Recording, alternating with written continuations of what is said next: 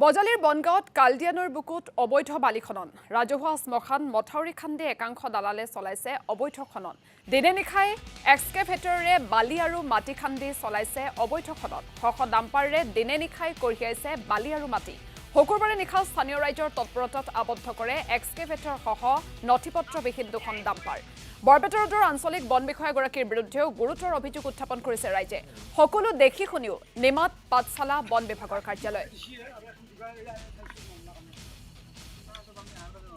কালদিয়া নদীৰ পাৰত অৱস্থিত শ্মশানখন এখন ৰাজহুৱা শ্মশান আৰু বছৰ বছৰ ধৰি আমাৰ পূৰ্বপুৰুষসকলৰ পৰা ইয়াত আমি যিবোৰ মৃতদেহ সৎকাৰ গোটেই আমি আমাৰ ৰাজ্য গোটেই কাৰ্য আমি ইয়াতে আমি ৰূপায়িত কৰি আহিছোঁ আৰু ইয়াত ওচৰতে কলেজ এখন আছে ইমান নৈপৰীয়া বসতি এইখিনি কথা সকলোৱে জানে ইয়াত প্ৰায় 25ৰ পৰা 30খন গাঁও এই নদীৰ ওপৰত নিৰ্ভৰ কৰি যাই আছে এই নদীখন আমাৰ প্ৰাণস্বৰূপ কিন্তু আজি মোৰ দুখ লাগিছে মই যেতিয়া মিটিঙৰ পৰা উভতি আহিছোঁ দেখিছোঁ যে ইয়াত নৈ পাৰত খনন চলি আছে মই গাড়ীখন বাটত থৈ নামি আহিলোঁ ইয়াত তললৈ দেখিলোঁ যে অবৈধভাৱে খনন চলি আছে তেওঁলোকে কৈছে তেওঁলোকৰ হাতত আটাইখিনি ডকুমেণ্ট আছে মাইনিং ডিপাৰ্টমেণ্টৰ পৰা ৱাটাৰ ৰিচোৰ্চ ডিপাৰ্টমেণ্টৰ পৰা ফৰেষ্টৰ পৰা আটাইখিনি ডিপাৰ্টমেণ্টে NOC তেওঁলোকৰ ওচৰত মজুত আছে কিন্তু তেওঁলোকে এতিয়ালৈকে পাব্লিক NOC তেওঁলোকৰ ওচৰত মজুত নাই মই আটাইকেইটা ডিপাৰ্টমেণ্টৰ লগত কথা পাতিলোঁ তেওঁলোকে সঠিকভাৱে এটা বিষয়ৰ